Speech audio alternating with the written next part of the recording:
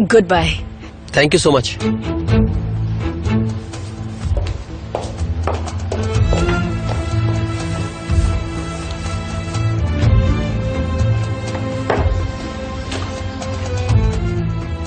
तुम बैठ क्यों नहीं रही? नहीं, मैं मार्केट जा रही हूँ। पैसे हैं मेरे पास।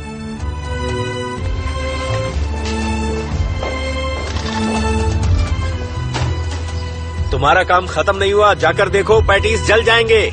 लेकिन वो तो जुबान मत चलाओ, जाकर देखो। हेलो सामी अंकल। Hello Zainab, welcome. कोई बड़ा ऑर्डर लेना चाहेंगे? किस तरह का? जेमरे और मैं ग्रेजुएशन सेरेमनी ऑर्गेनाइज कर रहे हैं, तो उस दिन की केटरिंग का ऑर्डर मैं आपको देना चाहती हूँ। ओके। लिस्ट थोड़ी लंबी है। पहले बैठो तो। ठीक है। चलो कहीं बैठकर एक एक कप चाय पी लेते हैं। नहीं नहीं, आज मुझे बहुत काम है। ये घड़ी देखना बंद करो यार। जानती हो, तुमसे बातें करने के लिए मैंने आज दोपहर तक छुट्टी ले ली है। जी करता है जिंदगी भर बात करते रहें। हम खूब बातें करेंगे, हम फिक्र मत करो। देखो, इससे पहले कि ज़ैनब गुस्सा करना शुरू करे, मुझे जाना होगा। वो 1-2 घंटे के लिए तो मैनेज कर सकती है ना। वो तो झट से मुंह सुझा लेती है, बस हमेशा गुस्सा उतारती रहती है वो। जब वो हम दोनों को एक साथ देखती है तो अंदर से बहुत जेलस हो जाती है। जेलसी छुपाने की कोशिश करती है वो। या तो वो उदास हो जाती है या बिजनेस की बातों के बहाने मुझ पर गुस्सा निकालने लगती है। लेकिन आजकल तुम्हारा ध्यान कहीं और है जेमरे, तुम उस पर गलत इल्जाम लगा रही हो। क्या कहा तुमने? मतलब वो अब क्यों जेलस होने लगी? सब कुछ तो खत्म हो चुका है ना। हाँ, मुझे ऐसा लग रहा है कि हमारी रिंग्स को देखकर वो पागल हो गई है। जबरदस्ती ताने मारती रहती है। तुम्हारे सामने ना सिर्फ नॉर्मल रहने का नाटक करती है वो। देखो, मैं भी समझ सकती हूँ कि वो जेलस होती होगी, क्योंकि मैं भी इस दौर से गुजर चुकी हूँ। लेकिन तब भी मैं अपना गुस्सा उस पर नहीं निकालती थी। काश मैंने निकाला होता। तुम दोनों ने मेरे सामने कितनी बार किस किया है। चिपक चिपक के बैठे हो तुम लोग, बाहों में बाहें डालकर कितनी बातें किया करते थे तुम लोग, जबकि उसके सामने तो तुमने मेरा हाथ तक नहीं पकड़ा है। उस वक्त मुझे कितनी तकलीफ होती थी, ये नहीं समझोगे तुम। कुछ मैं तुमसे बात कर रही हूँ। मैं कुछ और सोच रहा था, मैंने सुना नहीं। जो बात सुननी चाहिए वो तो सुनी नहीं।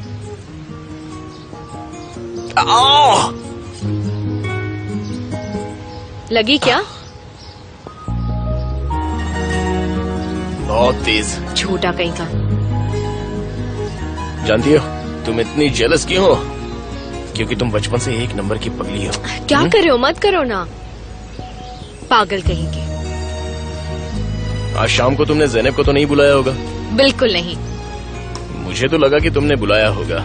लगता है तुम भी इस सिचुएशन का मजा ले रही हो। देखो कुज़े, तुम मुझे जानबूझकर परेशान मत करो। अब जल्दी चलो ना, मुझे ज़ैनब के साथ मीटिंग के लिए जाना है। कितना सारा काम पड़ा है। अगर फिर से लेट हो गई तो पता नहीं वो क्या क्या सुनाएगी मुझे। ज्यादा कुछ करने की जरूरत नहीं है, फैमिली के लोग ही डिनर पे आ रहे हैं। अपनी मॉम से बोलो ज्यादा परेशान होने की जरूरत नहीं है। आज तो उन्हें काफी काम करना था, फ्लैट भी देखने जाना था। आज तो मॉम कुछ ज्यादा ही बिजी रहेंगी, देख लेना तुम।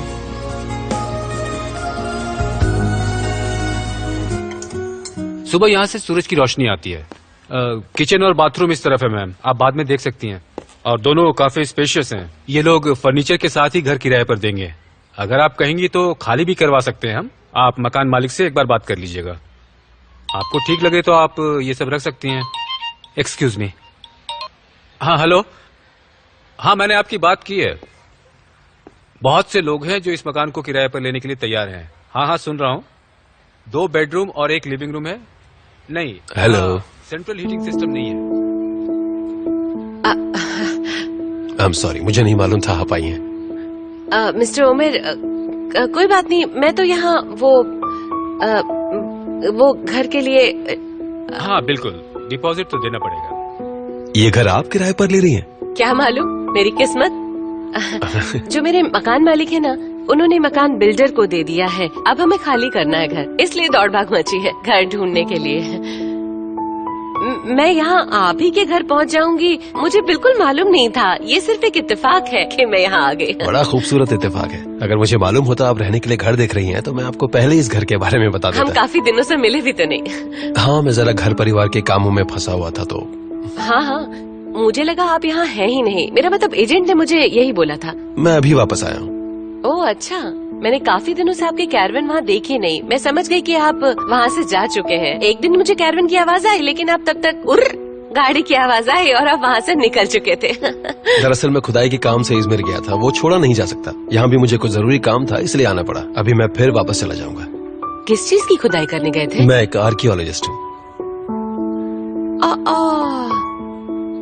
अच्छा, ऐसी बात है। कई सालों से एक प्रोजेक्ट का चीफ हूँ। अरे वाह, बहुत बढ़िया।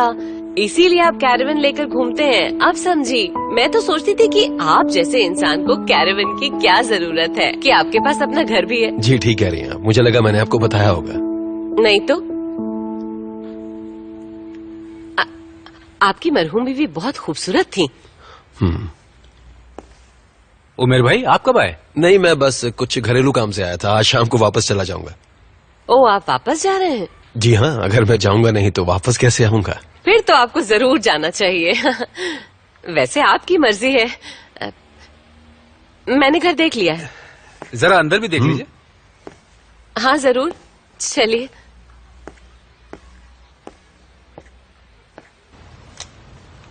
मैं लिख लेता हूँ। आपको लिखने की जरूरत नहीं है। मैं आपको ईमेल कर दूंगी या फिर लिस्ट का प्रिंट आउट दे दूंगी। ये लीजिए मैडम।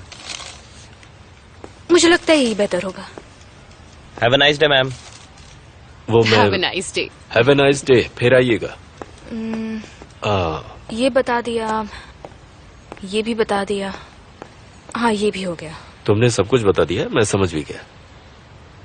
हाँ, ये वाले मफिन्स ना आप अपने वाले मफिन से थोड़े पतले रखना, याद से। हाँ, तुम्हें छोटी इलायची वाली कुकीज बनवानी है, एकदम करारी। अलग अलग स्वाद वाली पेस्ट्रीज बनवानी है जेली के साथ। और 3 दिन पहले तुम मुझे इन सब के बारे में फिर से कंफर्म करोगी, ठीक है? मैं जानती हूँ मैं आपको बहुत परेशान कर रही हूँ Sami uncle, I am so sorry, लेकिन ये ग्रेजुएशन पार्टी मेरे लिए बहुत इम्पोर्टेंट है। मैं चाहती हूँ हमारा ऑर्डर लेट ना हो, सब कुछ टाइम पर हो। देखो, सब कुछ टाइम पर ही मिलेगा। हमने इससे बड़े बड़े ऑर्डर्स टाइम पे ही पूरे किए हैं। तुम बेफिक्र होकर जाओ। इतनी परेशान क्यों हो रही हो ज़ैनब? ठीक है, मैं जरा देख लेती हूँ कुछ रह तो नहीं गया ना।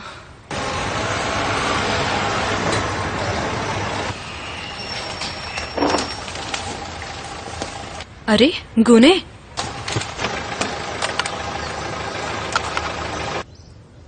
वेलकम बेटा। प्लीज ये बैग निकाल लीजिए। हाँ, मैं ले आता। ठीक है, मैं अंदर जा रहा हूँ। Have a nice working day.